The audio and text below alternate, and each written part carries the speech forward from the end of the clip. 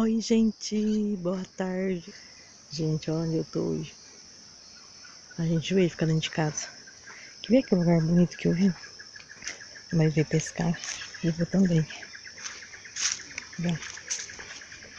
Oi, ó quem trouxe. Aqui veio junto comigo. Vem, vamos ver.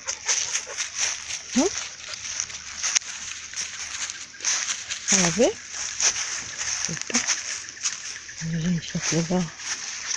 Tem umas plantinhas lá dentro. Uma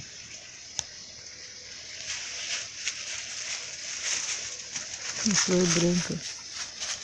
Oh, você tá gostando de passear, nenê? Você tá gostando de passear? Ai, gente, não aguento mais. Coronavírus, não aguento mais. Eu fui passear, meu marido foi pescar, fui ver também. Olha, ele tem umas flores tão bonitas, branquinho. Lá dentro, só que eu não vou lá não, gente. Tô com um pouco de medo lá no meio que mata. Só meu marido que tá indo, não vou pescar não. Só vim pra andar. Ai, preservar.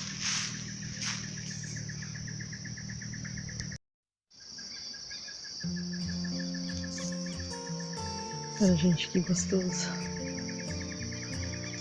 Ai, vocês são de paz, de alívio. Queria tanto passear pra casa da minha filha ontem, mas agora não tô podendo, né? Vai ficar em casa. Então eu vou pro rio.